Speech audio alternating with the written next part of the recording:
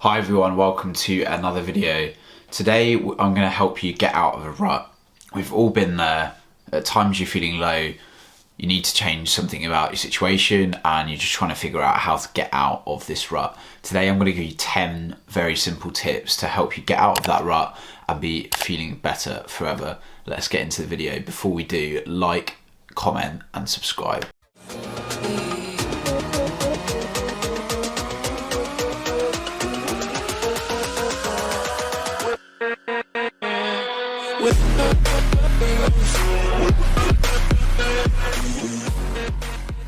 So the first tip is very simple, and that is when your alarm goes off, do not snooze it. There's been so many studies, so much evidence to suggest that snoozing your alarm is just going to set you back in your day, because your body is getting used to the light waking up, and then when you go back into sleep, it's saying to your brain, right, shut down again and prepare for sleep. It's nighttime or it's bedtime, and it's not going to be a good quality sleep when you go back to bed. It's not going to be that good quality deep sleep, and it's just going to slow down your morning, and when you get back up from that, you're going to feel groggy and a bit disorientated. So if you feel like that after you've snoozed your alarm, then that's probably why. So the best thing you can do is put your phone across the room or in another room and use an alarm clock where you have to physically get out of bed. And I use this tactic quite a lot. So if you keep your phone a few meters away from your bed, then you physically have to get out of bed, and you're already far enough away from the bed to think, well, what is the point in going back? I'll just get up now when my alarm goes off. So use this tactic, and what you can then do is just pull the sheets and the covers over and make your bed, and therefore you're less likely to get back in it and, oh, I'm already up. Draw the curtains, get some natural light in, and you've already started the day. So that's one easy tip to win the morning. So point number 2 is going to be writing to-do lists. So it's going to make you feel more productive, even if they're really simple tasks or tasks that you think are not really worth noting as a thing to do. But even if it's making your bed or having a nice breakfast, going for a walk, etc., these things are going to give you the perception of feeling productive. Maybe you've ironed your clothes or done a wash or something like that, or cooked some nice food in that day. These can be little things like this that you can just tick off. You maybe did a food shop. They sound very simple, but over time, adding all these things up during the day is going to make you realise at the end of the day that you actually have done more than you think you have, and it may get you into a more positive mindset. So it's a way to trick your mind into feeling that you are more productive, even if these are in itself sort of insignificant events or insignificant tasks. Writing out a to-do list before you go to bed at night could actually really help you in the morning as well. If you lay your clothes out for the next day, and you write down a list of things you plan to do in the day, as soon as you get up, check your alarm, don't snooze, get out of bed, and you see that list and you've got your clothes laid out, you're going to feel more ready for the day. So definitely utilise to-do lists, and it's going to make you feel more productive. And point number 3 is going to be, if you're at the moment really feeling in a rut but you're not doing any exercise or moving at all, that could be the key indicator that it is so important that we're humans, we're social creatures, we're designed to move, right? We're not designed to sit behind a desk for all day, every day. It's just not the way it's ingrained in us. So it's so important for your mental and your physical health that you are exercising in some form. I would encourage you to pick a form of exercise that you enjoy the most. That could be sports, that can be literally long walks, and that could be going to the gym, it could be cardio, it could be strength training, it could be cycling. Whatever it is, find something that you enjoy and it's a form of exercise and a form of movement, and stick to that. You're far more likely to stick to something you enjoy. So that can be quite easily fixed for people. If you're not currently exercising and you're feeling like you're in a rut, it's probably going to be linked to that. It's going to release endorphins when you exercise. It's going to make you feel better about yourself. It can boost your self-esteem, your self-confidence, your body composition. It's going to prevent long-term health issues. If you're doing cardio and some form of resistance training, it's going to strengthen your bones, your ligaments, your muscles. It's going to prevent any cardiovascular events in later life potentially developing from being obese or from from being in bad cardiovascular health. All of these amazing benefits from doing exercise, and if you're not utilising that at the moment, then it's probably the reason you're in a rut. So you really need to prioritise doing some form of exercise and start small. If you're not currently doing anything, I would really recommend that you go for morning walks, and you can gradually build this up. 20 minutes the first day, 30 minutes the next day, and gradually build that up. Listen to a podcast, listen to some music, something that you see value in, and you can gradually build this up over time, and it'll have many benefits to you.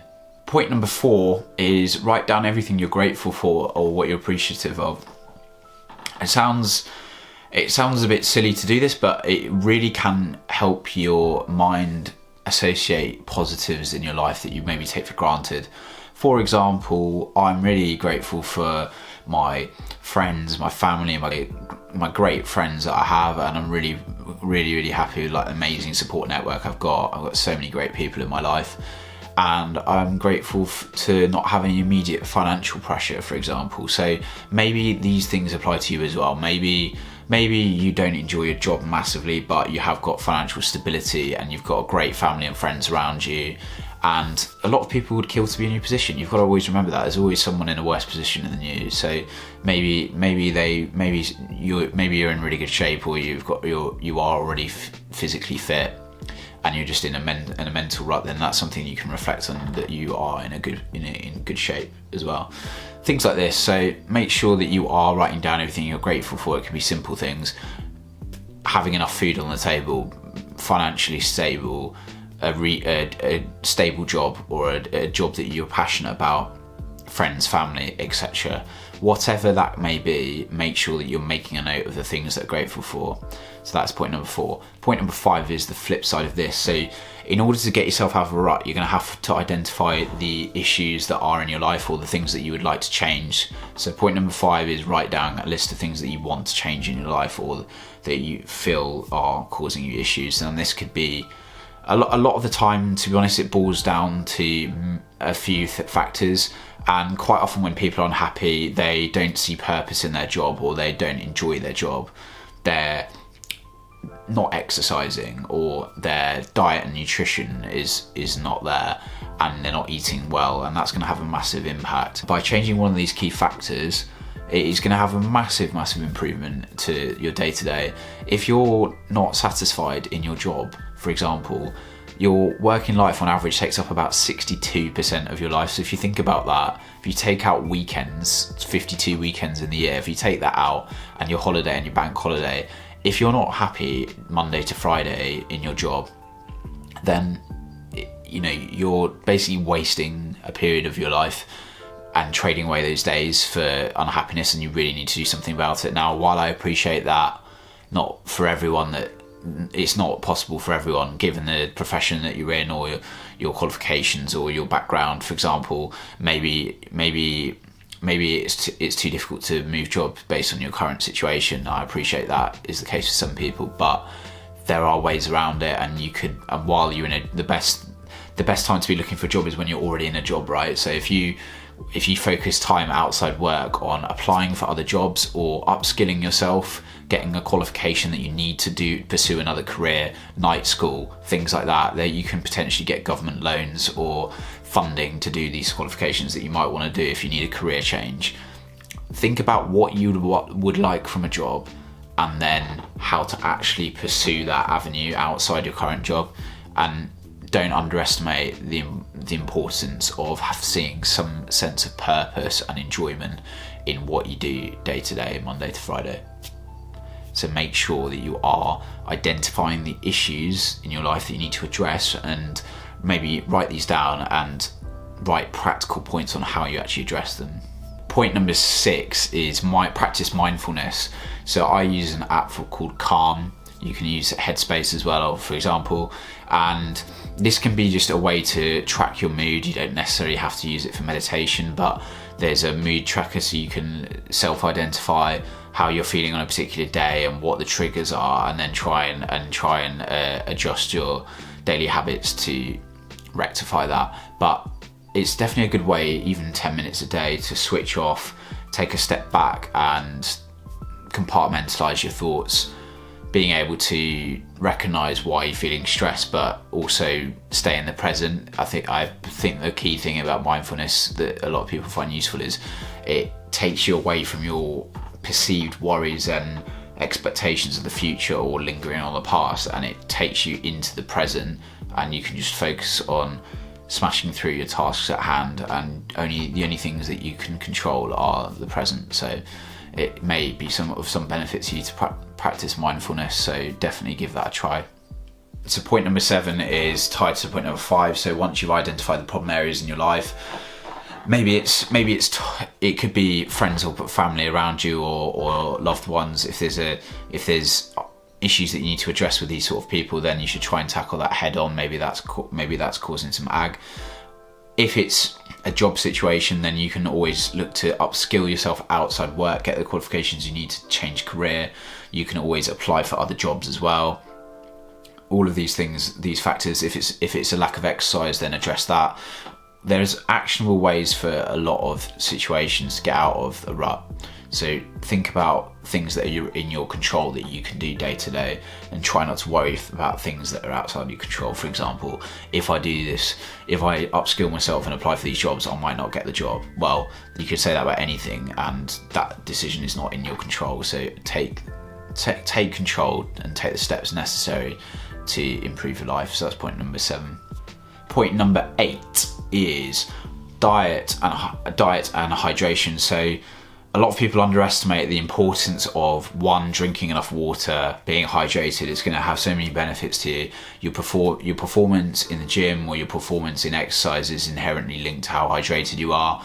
Your clarity of thought, your mood, your cognitive function is also intrinsically linked to hydration, among other things. Being well hydrated has so many positive impacts on your life, so it's vital that you are consuming at least 2 to 3 litres of water per day. Likewise, diet. If you're eating terrible foods and you're not eating fruit and veg, you're not consuming enough water, and you're eating processed foods all the time, then you're not getting the nutrients, vitamins, so the micronutrients that your body needs to survive and function effectively on, and it's obviously going to have an impact on your mood and how you're feeling. So, and by eating a bad diet over a long period of time, you're going to cause yourself health complications later down the line, and in the short to medium term, you're just not going to be feeling great. So it can definitely have so many positive impacts on your life by getting your nutrition in check. Now, it doesn't have to be perfect. I'm a big fan of flexible dieting. You don't have to be really restrictive on this diet. You just need to focus on getting 5 portions of fruit and veg a day, plenty of a decent balance between protein and carbs and fat, and plenty of water, and that's it. Make sure that you are checking in on your diet and your hydration. And point number 9 is going to be sleep. So sleep is one of the most underestimated areas of our well-being that it's unbelievable. Like the culture of no sleep for winners, or I sit up on my laptop doing my work till like midnight 1, and then I can just get up at 7 and smash through a workout and get back on it. I'm just such an efficient machine. No sleep for winners is just not true, and that's going to lead to long-term health issues over time. It's vital that you are getting a minimum, I would say a minimum of 7 hours sleep per night, anywhere from 7 to 9 hours. Now, it's going to vary between people. Some people are going to naturally need less than others, but if you're getting 4, 5, 6 hours sleep a night over a long period of time, I highly doubt that you're going to be functioning at your optimal best, and you're not going to be feeling too great if you do this over a long period of time. It's going to have so many knock-on effects. Sleep controls our hormones, leptin and ghrelin, and these hormones will get thrown out if you have bad quality sleep, which means that you're more likely to binge eat. And sleep also has a massive impact on your cognitive function. The better sleep you get, the more sleep you get, you're more likely to be resistant to stressful situations. You're going to be calmer under pressure, so it's going to have a good translation into your performance at work. But also physically, doing exercise or sports, etc., you are going to perform better if you are well rested, and overnight your body produces human growth hormones. So good quality sleep, in theory, leads to better muscle growth and repair. So by getting poor quality sleep, you're actually having a knock-on effect of impacting your training the next day, and also the way that your body rebuilds muscle. Point number 10, the final point. If you've tried all of the above, if you've focused on your nutrition, your getting exercise, your sleep, all of these factors, you enjoy your job, all of these things, if everything seems like it's good on paper but you can't figure out why you're still in a rut, I really would advise that you get some professional help. What that could be, utilizing a mental health charity. There's plenty out of there with free advice and free hotlines that you can call. The NHS in the UK will provide lots of free services. You can talk to a therapist, or you can go to a GP and get referred to a specialist. And there's no stigma attached to asking for help, reaching out to friends, family, and speaking to someone about a problem that you're facing. It's vital that you do this. And suicide is still the biggest killer of young people, especially males, in the UK and around the world. So it still shows that there is some sort of stigma, unfortunately, attached to men talking about their feelings. And it's really important that whether you're a man or a woman, that you're comfortable being able to talk about your feelings to others, and a problem shared is a problem halved. Always remember that. Reach out to people if you've got a problem. Seek professional help if you feel like if you need to speak to a neutral third party and that could benefit you. So take these 9 steps on board. Try and make improvements in your life in the areas that you can self-identify. If everything seems like on paper it should be good and you can't figure out what else is going on, really do consider just speaking to someone that hasn't got any affiliation with you and can just look at it from an objective point of view to give you some good advice. So don't be afraid to reach out to people for help. And that is my 10 tips for getting out of a rut. If you do have any thoughts on the video, leave your thoughts in the comments. Any tips maybe you've found it in your experience to get out of a rut. Like the video, subscribe for more content, and I'll catch you guys in the next one. See you later, bye.